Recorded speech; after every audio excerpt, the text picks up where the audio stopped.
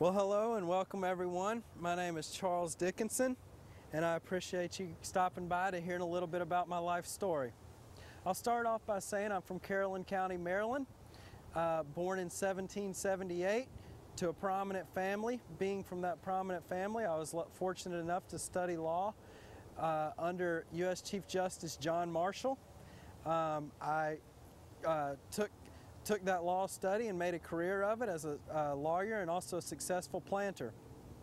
But you may know me better as a famous dueler. I've been in over 20 duels in my life, and I'm proud to say that I've won every single one of them except for one. And it's that one that everybody seems to be most interested in. My father-in-law, Joseph Irwin, owned a farm about 3 miles west of Nashville, and he was a proud horse breeder and wanted me to race one of his champion stallions against Andrew Jackson, who was also big into horses. And the wager was $2,000, and well, it came the day of the race, and my horse came up lame, and we were forced to forfeit the bet.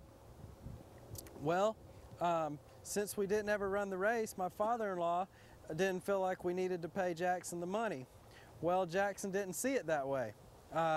Jackson made some negative comments about my father-in-law, and being hot-headed like I am, I didn't take too kindly to that, and I made some negative comments back to Jackson. Well, rumors swirled, and we kept going back and forth with each other, and until finally Jackson had had enough, and he challenged me to a duel, which I, of course, accepted. And I was very confident to fight Jackson. I was 28 years old. He was 39 years old. We agreed to meet on the southern Kentucky border. Dueling had been outlawed in Tennessee.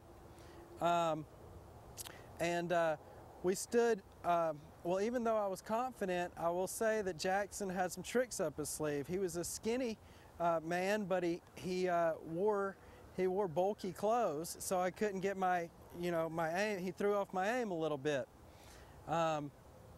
We stood 25 paces apart, and on the word fire, we were to raise our pistols. Well, the word fire sounded, and I raised and shot and fired first. And I saw dust fly off of Jackson's clothes, and I saw him lightly put his hand over his ribs, but he didn't fall. And I thought I'd missed him, but it turns out that I actually did hit him, and it broke some ribs. But like I said, he kept standing. So now I was at Jackson's mercy.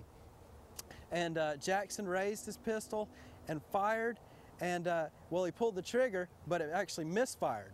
And but it turns out, unfortunately for me, a misfire doesn't constitute as a real shot, and so he gets to shoot at me again. So this time he takes deliberate aim and fires.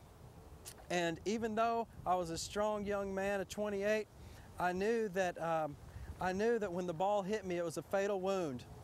And I had a promising life in front of me, but those last hours, all I could think about is my poor newly wedded wife, as well as my newborn son. And but my death didn't keep me from making headlines. Even as recent as this past year, maybe you've seen me in the news. Paul's going to tell you a little bit about some of the news I've made since my death. As Charles himself told you, he died on May 30th, 1806 in Kentucky after the duel with Andrew Jackson. His body was moved to his father-in-law's plantation just south of town here. His father-in-law, Joseph Irwin, and his son, who was a newborn at the time, grew up in the area, and before he moved away to Louisiana, decided to build a proper box tomb over where his father was buried. And so in 1828, that was constructed. And it stood there for almost 100 years until 1926, when the land was being subdivided up for single-family homes. And one night, the stones just disappeared, and so the actual site where Charles Dickinson was buried was lost to history.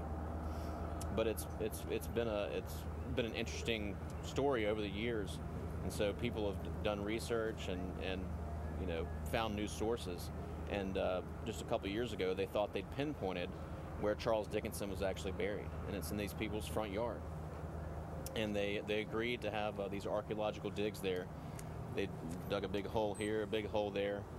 This was over a couple years, and there were 3 digs. And on the 3rd dig, they managed to find some bone fragments and some coffin nails.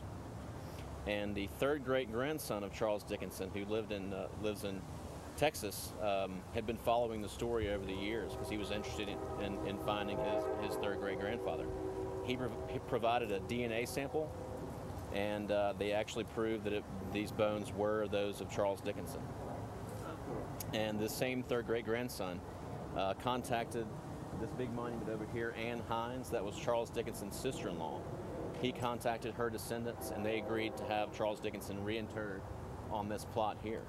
And on June 25th of this year, the Metro Historical Commission had a reinterment ceremony, a real funeral ceremony with a real undertaker. A Presbyterian minister said the funeral eulogy because Charles Dickinson was probably a Presbyterian, and he was reinterred here.